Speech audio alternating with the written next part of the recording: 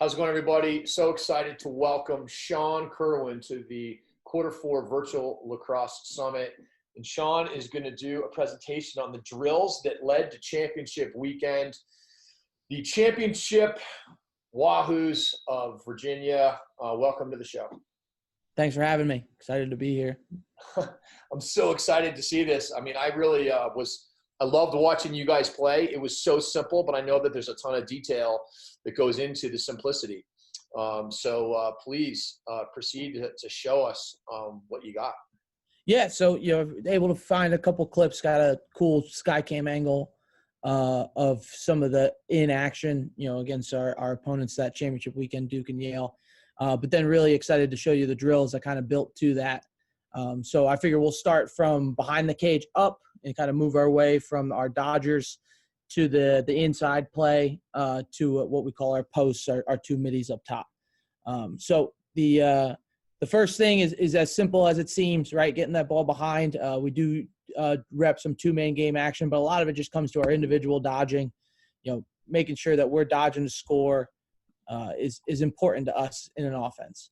So again, this is as straightforward as it is, but just winning matchups, right? It's as great offense starts with winning matchups, getting defenses to be uncomfortable with those one-on-one matchups. And, we do have a lot of variation in what we encourage our guys to do. I'm not somebody that has specific moves or dodges that, I want guys to use all the time. I'm more of somebody that I always say to our guys, give the guys the menu and they get to pick and choose what they want to take from that. These first two dodges, one's a little bit more of that ISO, not using the pick as much. Obviously we're heavy engaged with our defensemen, but a good change of direction, change of speed are really the fundamentals that I try to preach when it comes to dodging at any position on the field, but mainly at X, that use of change of speed and change of direction. This next one, it's a really creative use of a pick, just like that classic swing pick, showing one way and picking the other to create that type of confusion. Really like using it when teams play sides, switching, really try to overload one side. And then again, this concept of throwing our hands up the field as a shooter, something that I preach a lot, that concept of almost like reaching around the goalie. Right, and really throwing those hands upfield as opposed to keeping them in tight. A lot of younger guys, you tend to see them, they kind of chicken wing, keep the stick close to their chest a little bit too much. You're really trying to get those arms extended when we're coming from behind. This is a really good example with Mike Krause on this one. Just as he throws those hands up and really, reaches around the goalie. And that was more of a mirror type of a look, actually, too, right? And that a lot of that's can be just off of flow instead of trying to scramble and race to behind the cage. If it's easier just to mirror roll off, that's fine as well. Yeah.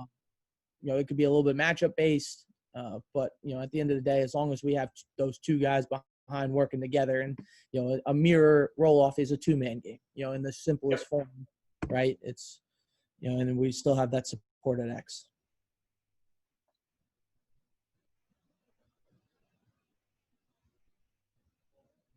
Again, these are we have some fantastic Dodgers here that we rep.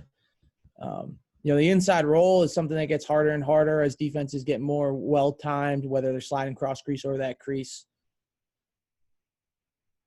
And then what I like about this clip, and this is the last one, just showing that, is it segues nicely into the rest of our off-ball play. We have really good spacing as we're driving up, what we'll call drifts later on, and just you see really good shape from our offense, making sure we have outlets. It was great spacing. So back to the as it relates to the two-man game stuff behind, the whole point is we're dodging from behind, and we've got a matchup that we like against the pole, and we've got a matchup we like against the short.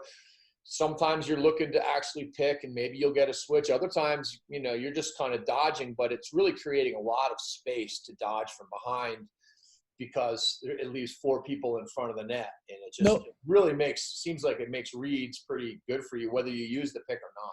No question, right? And giving space to the Dodger is important. It's a lot easier to dodge with space.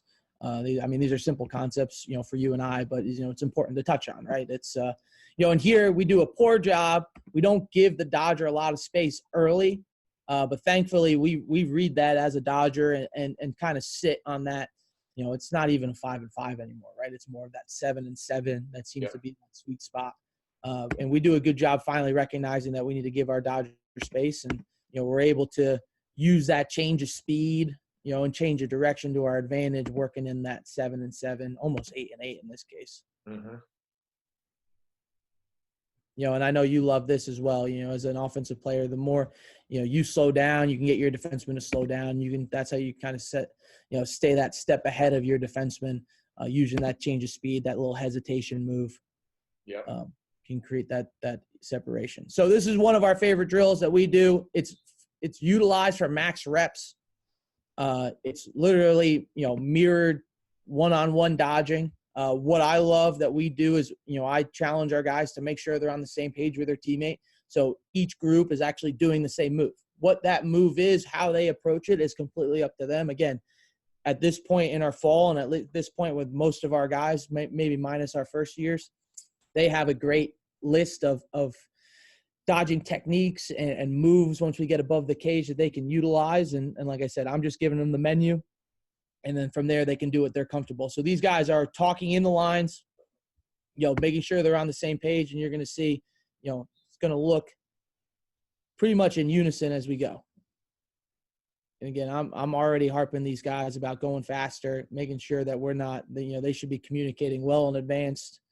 And it's as simple as this, but, we like to go max reps with everything that we're doing.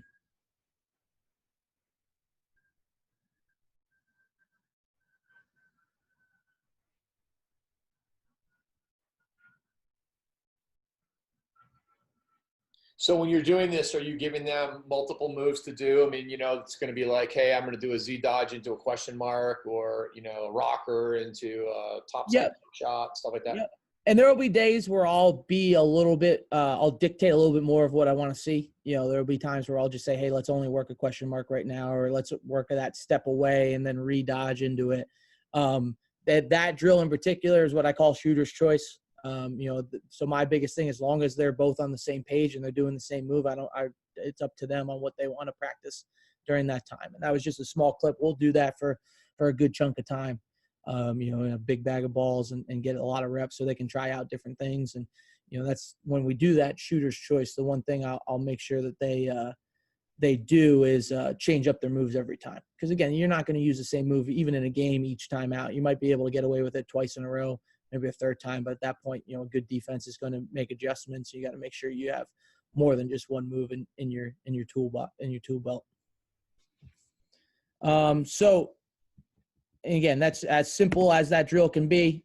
We will use it with some 2-man game focus. We'll add a pick guy and using that pick on some of those slips and quick step aways, things like that. But that's as simple as I could get it for this purpose of this, is just really repping out, winning matchups and dodging the score and being able to convert those shots. I have a question for you on that. Yeah. One of the most important parts of the game isn't just your ability to beat your man, but also to be able to see the field process, who's sliding to you, how to, feed when you should, or fake when you should, or get your shot off. And, you guys did a great job of doing that, because people played you differently. Duke, was sliding a little bit more. Yale was not. And, there's different reads to be made. How do you teach that along with the one-on-ones? So I think it is a building process, right? I think you need to strip it down to the very core of it and then add layers from there. You're going to see all these drills practice a different piece of, what we're doing and what we want to practice and what we want to rep out. And it's important that you cover each of those and you rep out each of those, as opposed to, having 6 guys on the field and saying like, hey, if they do this, we want to do that. There's a time and place for that for sure.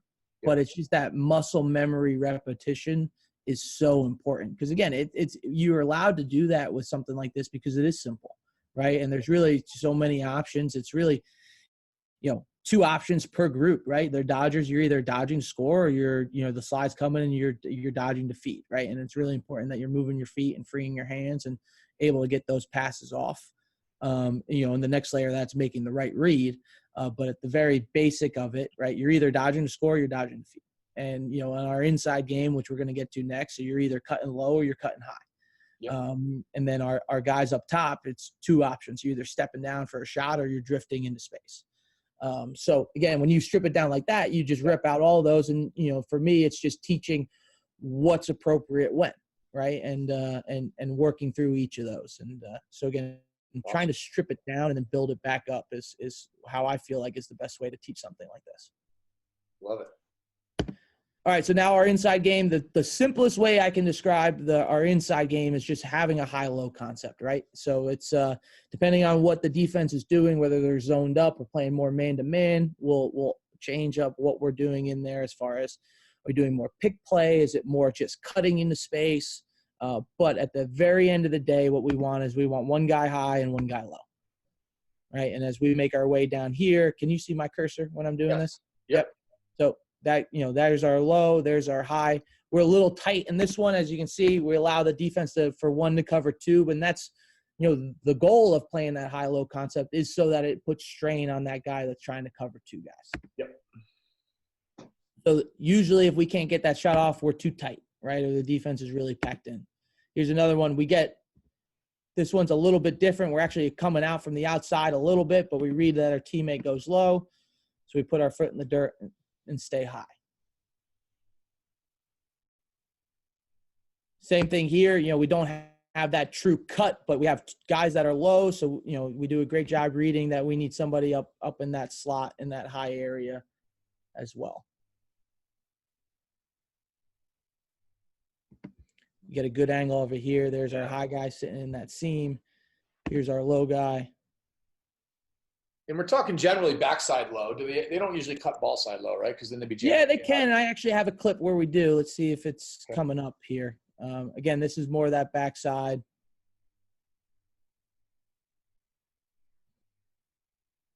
Again, if you keep it, you have your two options, right? Your low or high, and then from there you can build off of the, the intricacies of that. But again, stripping it down to the basic sense to start and then building it from there. Here you go. You get a little bit of that. Oh, yeah. Yep. Put that one back. Yep.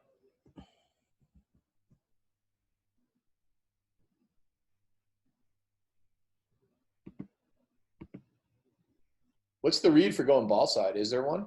It's all kind of feel. We rep out backside a lot more than we do ball side. This is number 42, Mike Herring, one of our smartest, high IQ guys on our team. Giving them that freedom. We'll tend to recut from a back pipe to a front pipe if we roll to a feed. Mm-hmm. So again, similar to this, he just kind of skips that step of actually going from back pipe to front pipe. But again, just giving those guys that freedom. The only thing that we ask is just that, having a guy high and a guy low. Yeah. Simple. So this is a way we drill it. We call it follow the leader. It's literally two balls. First guy hits the low guy, second guy hits the high guy, and we just rip it out.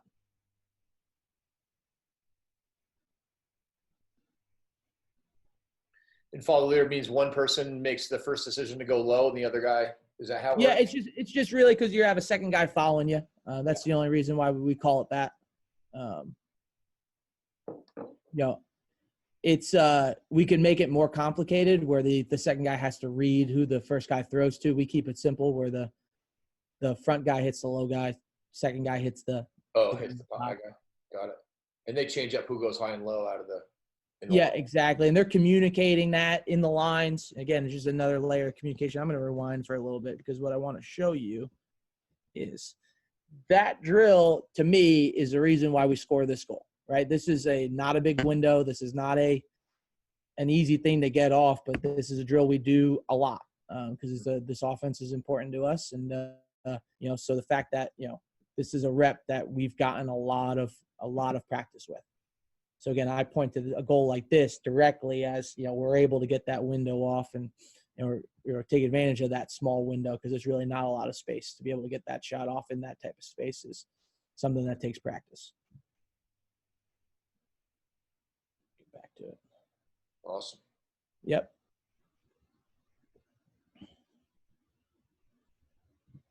So when they're in the high slot, they can catch and set their feet sometimes, right? Yeah, exactly. Exactly. Yeah, and you're just trying to find that soft spot space.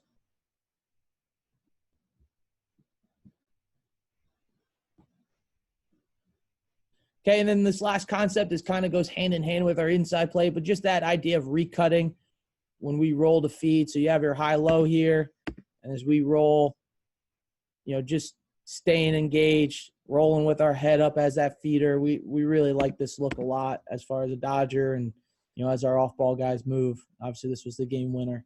Yeah.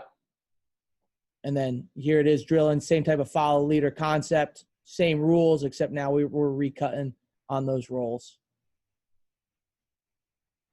And so the recut might maintain their sort of high-low spacing where they were, and other times they might switch again, and the low guy might come high, or does that happen? Or yeah, it does. That happens a little bit more if like the ball gets transferred to somebody else or to the backside as opposed to on the same ball side.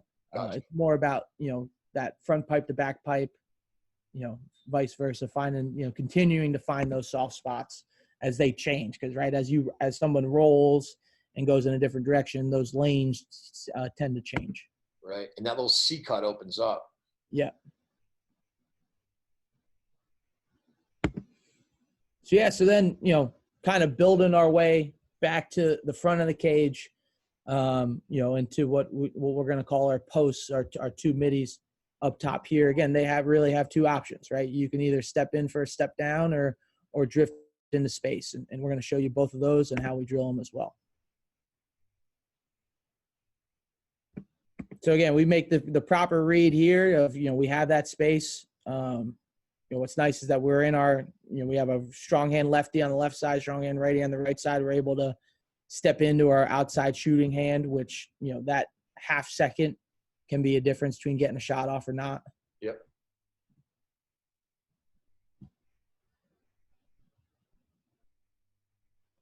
And a lot of this is being on the same page as the Dodger. If you remember, I showed you that one clip before where we kind of get into the Dodgers' way, because I think our post was thinking more of coming in for that step down, and our Dodger was really trying to dodge the score. So again, a lot of it's reading body language and making sure we're on the same page. Here it is again, just that, demanding that ball and that step down, being loud with our communication and making the right read and drilling it. It's as simple as it sounds, right? It's, we have Coach Turner here in the middle, just as somebody that we can shift our eyes to as we dodge, and then hitting that step down.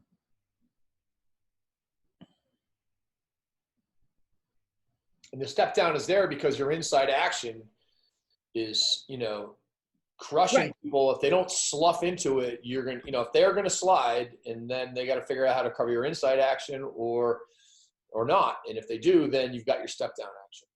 Yeah, and everything builds off everything, right? If you're dodging hard to score and you're making teams nervous and they start to have to show or slide, now that opens up the inside, well, then opens up the outside. It's all everything, all these options and choices that we have all are intertwined and connected with each other.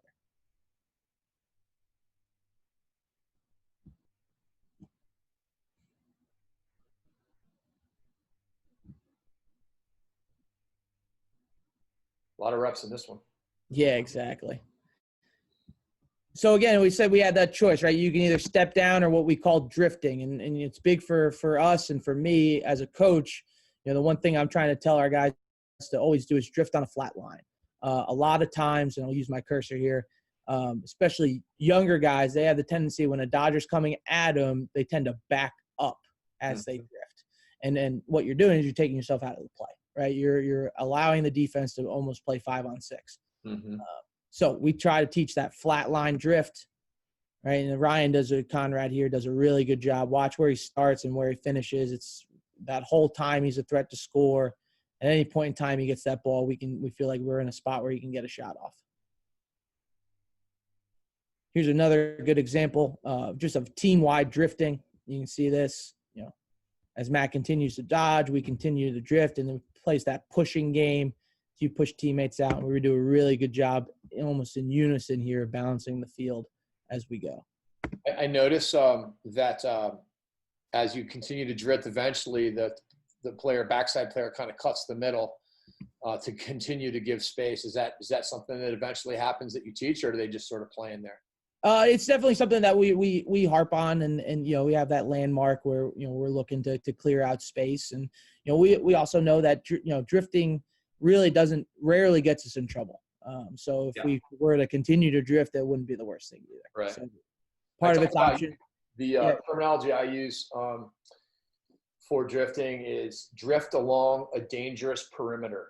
Yeah. It's exactly. So pretty much we're speaking the same language there. Yeah, we call it flat line drifting, but it's the same thing. It's that's the concept. Yeah. Making sure you're maintaining that ability to be a threat to score. Again, when you're drifting in unison, you can play that one more game as soon as you get that hedge. And we were actually getting on Ryan a little bit because we felt like we left a one more on the table on this one. This is honestly one of my favorite clips of the year. Just shows that team-wide drifting concept, and against a team that I felt is really good at playing that scrape game and hedging. And, sure enough, the shot we end up getting is that high slot shot that we practice a ton of. But it starts with just giving our teammates space and drifting and stepping into seams. And it's so good. Yeah. It just kept happening, across the top. Right, exactly. Bottom. Exactly. And, it's fitting that that's the shot that we end up getting at the end of it all. Yeah. So a couple ways we drill this. It's as simple as just a two-man drift where it's drift to a shot.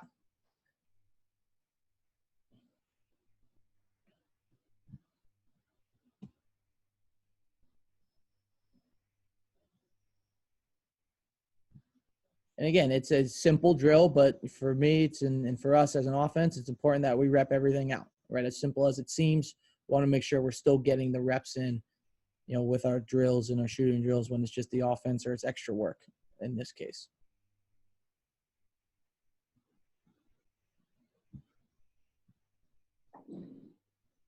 Again, I had 3 guys this day. You can do it with multiple. You're going to see in a little bit more of a team-wide version that gets more guys involved.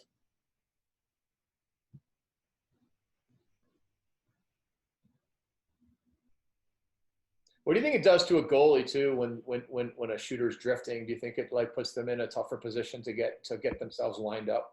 Like in boxing, you see it happen all the time that guys are backpedaling into their shots to get the goalie into bad position.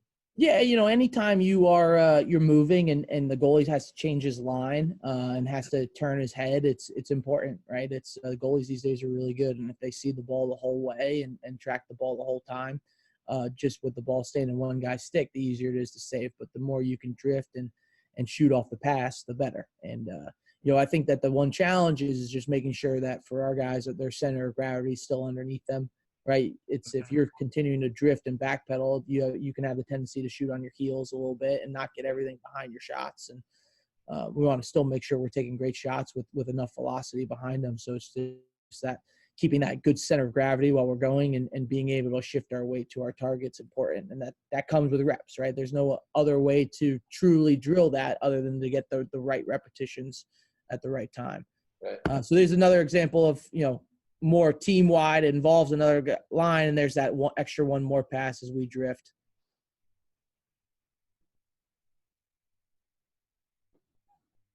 We'll use this drill a lot to warm up for practice.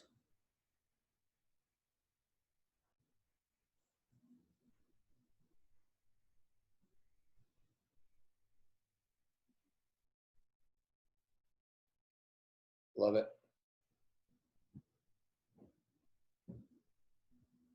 It's amazing how simple what your offense, how simple it is, Right. And again, there's so many complicated things that can be done, and you guys really simplified it down to just a couple things. And it's really just a couple drills, right? I mean, if you go back and now, watch that Final Four run, the beauty of it as a coach and what puts a smile on my face is that, it's just, we're just out there running drills, right? It's things that we practice day in, day out.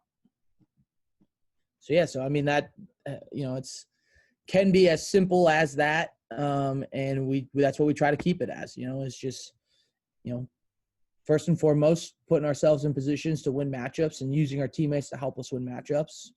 Making sure that we have good balance on the inside and and good balance on the perimeter. And then it comes down to making the right choices at the right times. And, that comes with experience, that comes with practice. But when you're repping everything out, you allow yourself to, make those reads without thinking about positioning yourself in certain ways, because your body just tends to move that way. And you've repped it out so many times that all you have to do is really analyze what you're doing as far as what the defense is showing. Very cool. Love it. Yeah. That's all I got. That's all I got. It's Okay, cool. Yeah, I was just that. yeah. Awesome. Yeah.